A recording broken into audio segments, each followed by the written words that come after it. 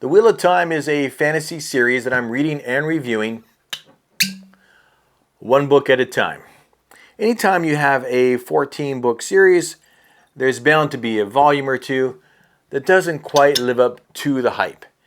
Is this one of those? Let's talk about it. I'm Captain Mike. This is Whiskey and Witerature, and I discuss whiskey and books. And today it is book 2 of The Wheel of Time, The Great Hunt by Robert Jordan.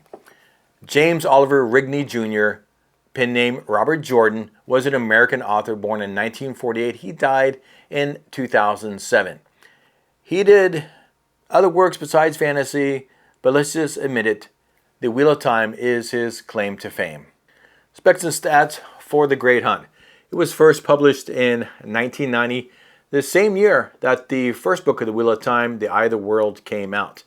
My copy has 633 pages, and I didn't read one page of this book. I listened to it, this read-through, in its entirety on Audible, narrated by Rosamund Pike for 28 hours and 23 minutes.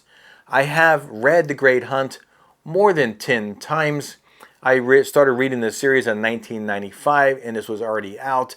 And through the years, as each new book came out in the series, I would reread the entire series, and occasionally I would just burn through the series again for the heck of it. So I am pretty familiar with this work. This obviously is not my original copy.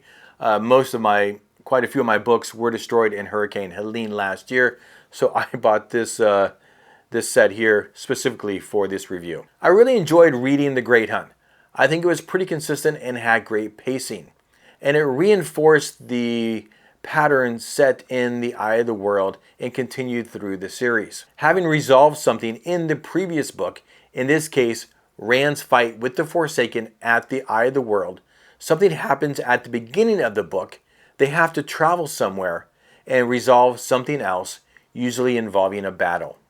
At the beginning of The Great Hunt, the main characters are in Shinar, where the Horn of Alir, which summons dead heroes, it's stolen and needs to be recovered. The boys, they go after it, and the girls go to Tar Valon with the Aes Sedai. Rand has begun to accept, but still fights, the fact that he is the Dragon Reborn. But his friends, they can't, because they are terrified of a man who can channel. Plus, Matt and Perrin are going through their own things, as Matt is slowly dying without the dagger, and Perrin, he struggles to accept his link with the wolves. While the boys are hunting the Trollocs and Padan Fain, who have the horn, Rand, Huron, and Matt, they are separated and end up in a parallel world where the Shadow has won. Here, we meet one of the most pivotal and hottest characters in the series, Lanfear. And if you think about the crazy hot Matrix, she pegs the top corner. This scene is also how we're introduced to the idea of traveling in different ways. And I think more importantly, the idea of multiple worlds. Worlds in which the choices that we make leave shadows of this world in other worlds. And they can be traveled to. The girls get snookered by the Black Ajah to go to Tolman Head, where some of them are captured by the Shanshin, Arthur Hawkwing's descendants who've returned from across the sea to claim their birthright. Nynaeve and Egwene remain free, and they finally find a way to free Egwene, who has been collared by the Shanshin. And this was actually an important part of Egwene's development, because she was forced to grow her abilities as she was forced by the Suldam to channel in ways that the Aes Sedai had never even thought of. The boys also end up in Falm and in between an army of the White Cloaks and the Shanshin. Matt, he blows the horn and summons the dead heroes. Rand, he fights the Forsaken. Again, this time their duel, it is seen in the sky above, and so he is pretty much outed to the world as the Dragon Reborn. He also takes a wound in the duel that really never heals. But it's okay, because he wakes up in bed with Min. That's M-I-N, a girl, not M-E-N, a bunch of dudes.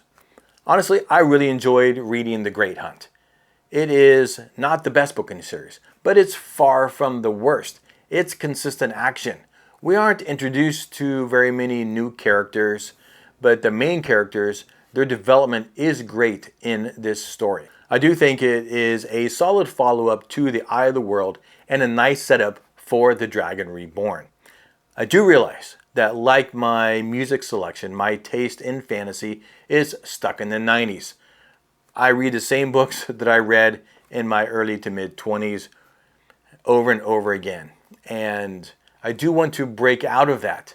So if you have suggestions for perhaps more modern fantasy, please let me know in the comment section below.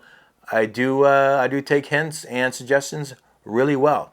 Like, I do enjoy reading these older books, right? If you think about the progression of fantasy, I think if you go back to Tolkien, and then for me, next it was Terry Brooks and David Eddings, and then we can go to Robert Jordan, Terry Goodkind, George R.R. Martin, Brandon Sanderson. He finished The Wheel of Time, and he's still writing, and I do enjoy his works. So if you got other series, feel free to just let us know in the comments below. I would also love to know what your thoughts are on The Wheel of Time in general and The Great Hunt specifically.